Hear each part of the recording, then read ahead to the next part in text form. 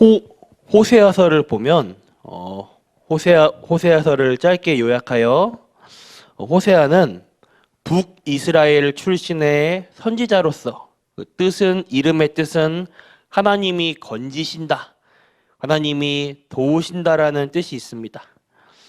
사마리아 멸망 후기 때 호세아가 활동했고요. 같은 시대에 이사야, 미가, 아모스 이런 선지자들이 이 같은 시대에 활동하였습니다.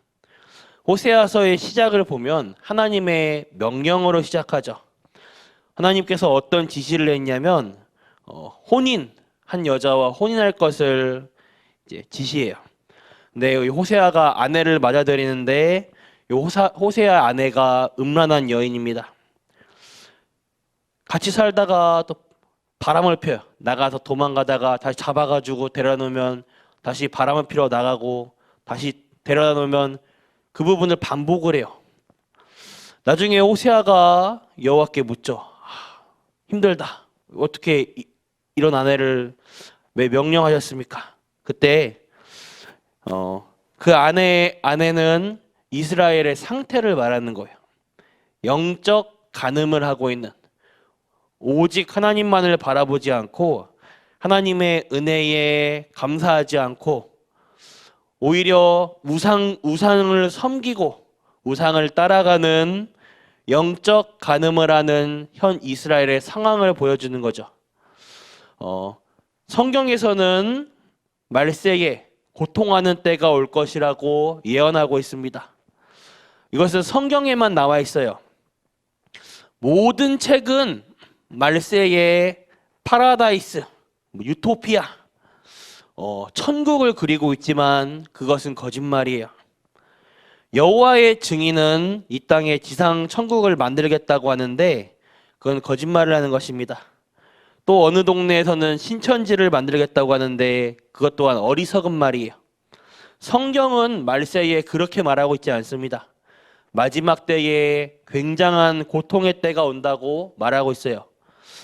마태복음 24장 1절부터 25장 41절을 통하여서 예수님이 말씀하시죠. 그러면 예수님이 비관주의자인가? 아닙니다. 이 예수님을 보고 불안을 조성했다고 유대인들이 십자가에 못을 박죠. 또 감히 신성 모독을 했다고 예수님을 십자가에 못 박아 죽입니다. 그러나 예수님이 예언한 대로 말세에 고통의 때가 일어납니다. 예수님의 예언은요, 하나도 빠짐없이 다 성취되었어요. 저 예루살렘 성전, 다른 이름으로는 헤롯 성전이죠. 돌 위에 돌 하나 남지 않을 것이다 예언하셨는데 예수님의 예언 그대로 일어났습니다. 예수님의 말씀이 얼마나 정확한지 마지막 때에 말세에 재앙과 지진과 기근이 일어난다고 하는데 지금 세상을 보면 그대로예요. 또 디모데후서 3장 1절과 13절을 통하여서 여기서는 뭐라고 말하냐? 말세에는 다 세상 것을 사랑하는데 하나님의 사랑을 잃어버렸다고 말합니다. 우리는 하나님의 사랑을 받아야 하는데 하나님의 사랑을 받고 살아야 하는 인간인데 이것을 다 잃어버렸어요. 하나님을 사랑하지 않고 틀린 것을 사랑합니다. 자기 사랑, 돈을 사랑, 무절제한 세상입니다.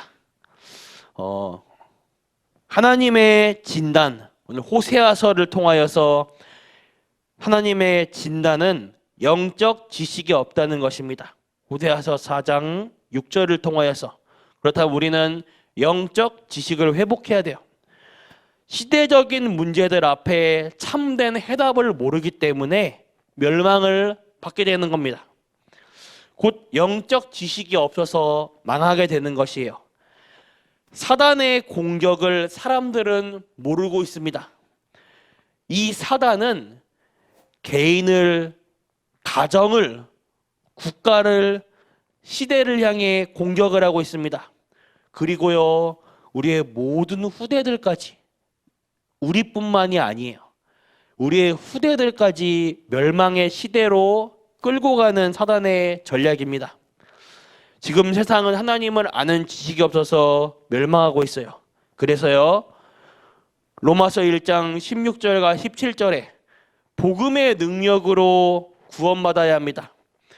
우리는요, 그리스도의 십자가, 운명, 지옥 배경, 재앙을 막을 그리스도의 십자가를 붙잡아야 돼요.